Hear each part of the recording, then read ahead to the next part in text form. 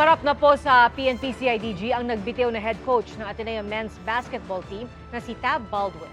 Ang mga estudyante naman ng Ateneo nag-walk out para manawagan ng hustisya. Saksi si JP Soriano. Natin ang mga panawagan natin para sa katarungan at pananagutan. Mula sa kanilang mga silid-aralan, nag-walk out ang mga estudyante ng Ateneo de Manila University.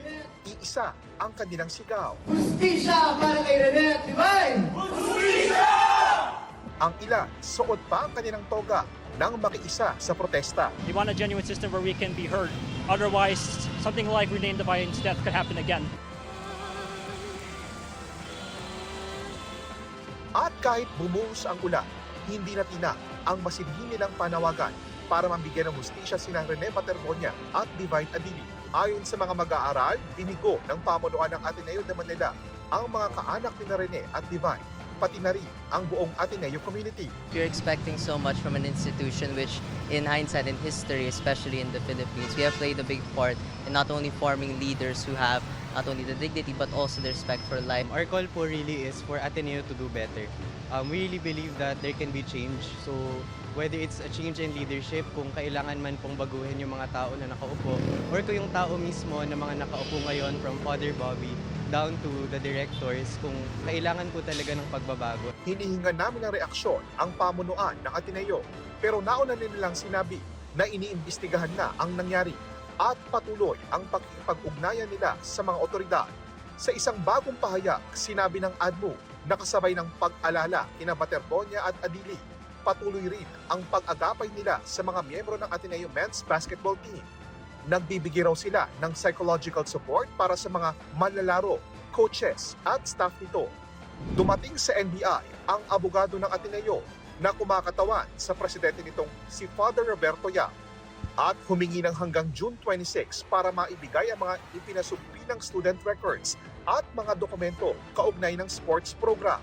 Humarap din sa NBI si Assistant Coach Dean Castaño. Bago nito ay humarap din si Castaño sa CIDG at ang Ateneo Athletics Office Director na si Emmanuel Fernandez na nauna ng humarap sa CIDG nitong Lunes. There are some inconsistencies between what the players said and what the coaches said, pero hindi pa kami tapos. Kasi ibang vantage points, iba yung mga players nasa dagat, yung mga coaches nasa pangpang. So, doon lang, kinukuha lang namin yung mga full details, tapos gagawa kami ng conclusive report. We are piecing together the testimonies of what makes sense and what doesn't. Sa unang pagkakataon, humarap na rin ang nagbiting na Ateneo head coach na si Tab Baldwin, kasama ang kanyang mga abogado. He makes 90% of the executive decision. So, yung testimony niya ngayon is very important. Do you see a Okay? clear violation on Not his yet. part? Wait till the full report is out. Sinusubukan pang makuha ng CIDG ang buong drone video ng rescue operation na kuha mismo ni Baldwin at kanyang assistant coach. Ipasusumpi na naman ulit si Father Yap ng Ateneo matapos hindi makadalo dahil sa graduation ng universidad. Hindi rin nagpakita sa CIDG ang nag-resign na team manager na si Christopher Epok Kimpo. Ang University Athletic Association of the Philippines pinagbawalang lumahok sa anumang aktibidad ng UAAP ang lahat ng coaching staff ng Ateneo na nasa team building sa Aurora hanggat di patapos lahat ng investigasyon ng gobyerno, UAAP at Ateneo. May hanggang July 15 ang Ateneo para ipasa ang opisyal nitong ulat ukol sa insidente. Nangako rin ng UAAP ng masusi at walang kinikilingang investigasyon at pagpapanagot sa mga mapapatunayang may nilabag. Sa Talacogon, Agusan del Sur, patuloy ang pagdating ng mga nakikiramay sa burol ni Rene.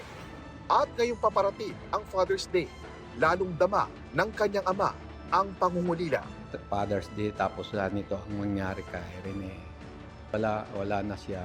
Yan nga, kalungkot. Masakit na masakit talaga.